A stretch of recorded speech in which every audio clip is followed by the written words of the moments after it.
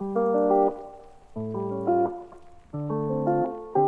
everyone, welcome to my channel. My name is Donna from radtech.com, and I help take you from the classroom to the X-ray room with ease. I try to make my explanations as simple and straightforward using a lot of layman's terms, yet not forgetting the important terms that we need to know. So let's get into today's topic, where we are talking about mAs, time factor, and radiographic density. In one of my recent videos, I actually went through KVP and radiographic contrast, two topics that are so important in radiography and in this radiographic principles series. So let's get into today's topic, though I'm going to try and keep it as short as possible and as straightforward as possible. Let's go. I'm in need of an X-ray, X-ray, X-ray. So when we get into learning about mAs, we first need to know what does mAs even stand for. And the term actually stands for milliampere second. Why is mAs important? Well, it actually measures the amount of radiation in milliamperage over a given time period, seconds, that comes from the X-ray tube. And when learning about mAs and density, we will realize and learn that it actually plays a huge part in radiographic photographic quality. Like the things that you could see visible to the eye, mAs has a very big part to play in that, and it directly affects density. But let's get into this some more. When we increase the milliamperage or the current that is coming into the tube, we are actually not only increasing that, but we are directly increasing the number of electrons produced. So more current, more electrons, and the more electrons they produce, more radiation. The more radiation they produce, the more of an effect we will have in our image, and that's how it affects density. So think about it, right? We need radiation to take X-rays. So now that we have more radiation because of more current and more electrons, right, we will then have more photons, X-ray photons or X-rays or X-radiation reaching the image receptor, reaching the film, reaching the detector, whatever image receptor type we're using. So let's get into what time factor is. This is a pretty short and quick explanation on it because it's a fairly simple concept. Time factor is a measure of the duration of electrons being produced within the X-ray tube, and we measure that in seconds. In order to find out our time factor, we need to know our mA and our time. Our mA multiplied by our time gives us our mAs. So let's take a moment to get into and understand with these examples how time factor works with our formula. So we see that we have our time factor formula of mA multiplied by time, which is in seconds, give us our mAs. So for our first example, simply 500 mA by 0.1 seconds will give us 50 mAs. Therefore, we need 0.1 seconds of exposure time if we are going to be using 500 mA. Next, 40 mA by 0.5 or half a second will give us 20 mAs, which also gives us an idea that that is the amount of mA we will need if we were to expose for half a second and get 20 mAs.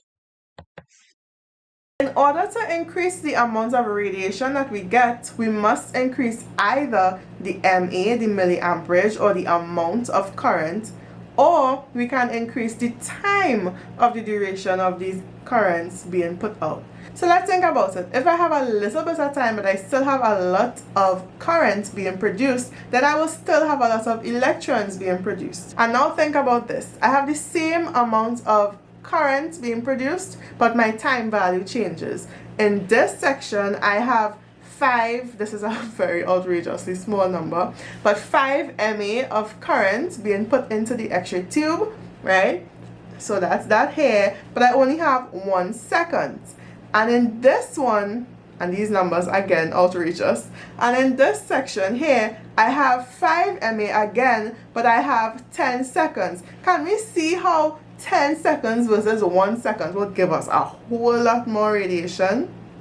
Right? So once either factor is increased, whether your mA is increased or your time in seconds is increased, you will get more radiation being produced. Now that we know what mAs is and how mA or milliamperage and time produces the mAs term, we need to consider what happens before we get into radiographic density, and specifically what happens with the path of the X-ray beam and how it is attenuated or absorbed or weakened or lessened as it passes through the human body. So we have the primary beam that exits the tube and thus then gets into the patient. When this beam gets into the patient, the beam is attenuated, which means that it is absorbed. We have different types of tissue. We have bone, we have water, we have fat, we have other tissues laying around in our bodies that make up our body. So the beam would pass through these different tissues of different density, and we're not talking about radiographic density. Remember, we're talking about the true definition of what a density of an object is, which is its ratio of its mass to its volume. Objects that are more dense than others, or that have more atoms and stuff packed in there, which will give it more mass for its size, right? Those objects would show up more white, like bone, because bone is more dense, versus air, which has less atoms or less molecules, less things making up it in the same given amount of space, right? As the beam passes through the patient, we will actually see the various energies showing up. So the bone will look more white, the air will look black, the soft tissue will look gray, the fat will look a little dark, but still on the gray side, right? So, and that's how we see these energies as it passes through and is attenuated by the body, hitting the X-ray detector in order to show up, right, as different tones of gray and black and white. So as the beam passes through the patient and gets its various levels because it absorbed and is weakened differently, we then have that remaining beam, that remnant beam, hitting the image receptor, hitting the detector of the imaging plate. Now that we understand exactly what happens as the X-ray beam leaves the X-ray tube, passes through the patient, interacts with the patient's tissues, passes out of the patient and hits the detector, we now could consider what radiographic density is. Again, radiographic density is one of those photographic properties that are visible to the eye, so we could see the effect of density on our X-ray images. When we change the mAs, it has a direct relationship to when we change the density. But before we get into its effects and how mAs controls or affects density, we also need to consider what density is. And density is the degree of the overall blackening of the film as a result of the black silver metallic or black metallic silver being deposited in the film. Now that's the definition for film radiography. In modern day radiography, we simply define it as the degree of blackening or the degree of darkness on the image. As for the role of mAs and density and why it's directly related or directly proportional, that's because when we increase mAs, we will have a chance of more darkening occurring because we have more X-rays passing through the patient, therefore more X-rays hitting the detector. And in general film radiography, when we have those X-rays hitting the film, we would see that there is indeed more black metallic silver crystals being able to deposit onto the film, right? So that's how it works in film radiography.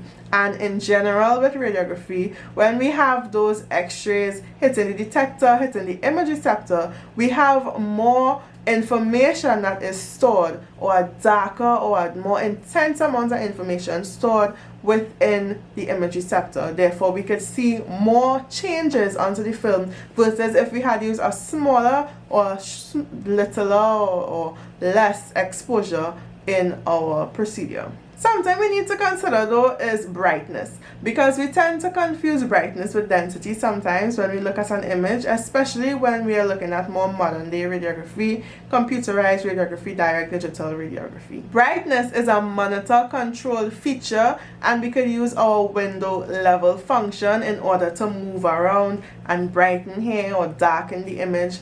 That actually has nothing to do with the image that we as radiographers create. So when we look at our original image, we could see what our density actually is.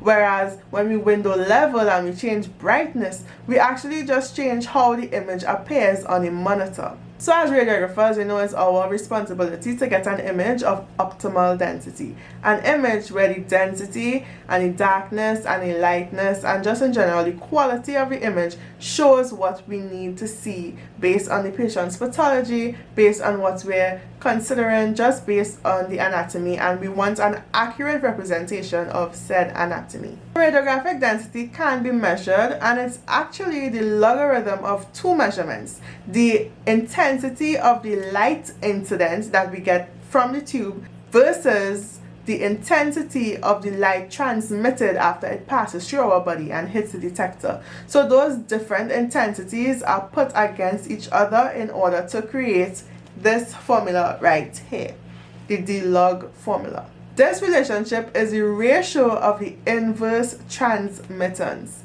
when we compare one factor over the other. When we look at the relationship of density and the exposure that we use, we actually have a curve for that, and it's called the D log E curve. The curve is also referred to as the sensitometry curve, or by the people who created it, Herter and Driffield. I hope I pronounced both of those decently enough. We usually use D log E or sensitometry as our name for the curve.